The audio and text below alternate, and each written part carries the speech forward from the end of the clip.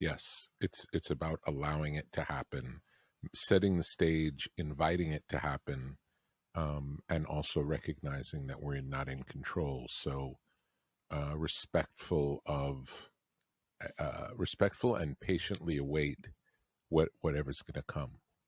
It's more like a frequency that we can tune into, and sometimes we can tune into it and sometimes we can't. Imagine the old days of AM radio. When you would try to tune in a radio station, it would faintly come in. And especially if you were driving, let's say you were driving across country and you didn't really know what stations were where, and you're just kind of hunting around on the dial, and then you kind of hear some noise, and then you can get it something to kind of come in. And sometimes it's conflicting with another station, and it's like that. There's a frequency out there of information that, when we're lucky, we can tap into it, and it's something you can get better at the more you practice it. And then when you think about that metaphor, you mentioned doing it in the car, it's like you lock into it, but then you're moving. And so it never lasts for very long. Like you're driving across the country, you tap into a station, but you only get maybe an hour or two with each station before you've gotten too far away from it. And now you've got to find the next one. Because there is something ephemeral, I feel like, about tapping into the creative process. It doesn't last.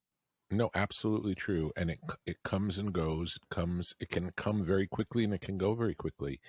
And there's an energy that comes up when there's a band playing live in the room and we're playing a song over and over again, and it's okay, nothing special. And then when it does start becoming special, there's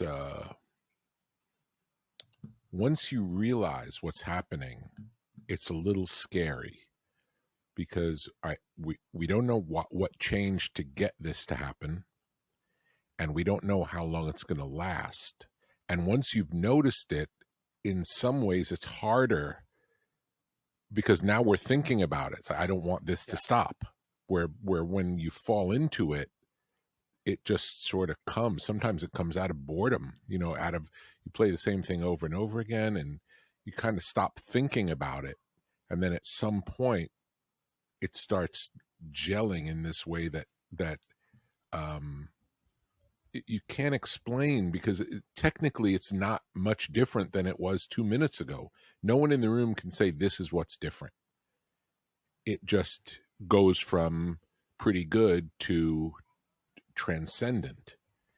And in those moments, once you realize it's transcendent, there is this fear of, I hope we can make it through the whole piece. You talk in the book, I guess it's a John Lennon quote, but you said there's a sort of a rule of like, when you start a song, try to finish it that day. Is that sort of like you landed on the station, like download as much as you can while you can? Yeah, I heard that Lennon quote a long time ago, and I didn't fully understand the power of what he was talking about until recently, from working on things for a long period of time. In the early days, I would have thought of that as more of a work ethic point of, if you start something, finish it. But over time, I've come to realize that when you're in a particular groove of energy, when there's either you're getting an information download or whether you're playing something in a particular way, if you come back later to try to recreate that, it's not so easy. And it may actually be impossible. Earlier in my career, I would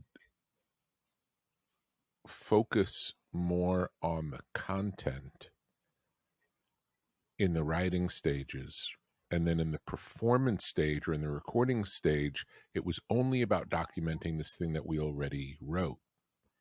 And I still like that method, but now I'm much more attentive to recording all of the moments leading up to that quote unquote performance time, because often the first time that it's played can never be recaptured, and it's actually better the first time. Before I was still trying to get it right, Now I'm not trying to get it right anymore. I'm trying to get the one. And sometimes the one, even I would say even in those days though, I would listen back. We'd work on a song, we'd work on the arrangement, we'd play it many times, and then maybe we'd have a revision. Let's change this part and this part. And then we would change the two parts, and then we would keep playing, keep playing, keep playing. And let's change now later in the day, let's change this part and this part. We change those parts. And it keeps getting refined as we work over the course of the day.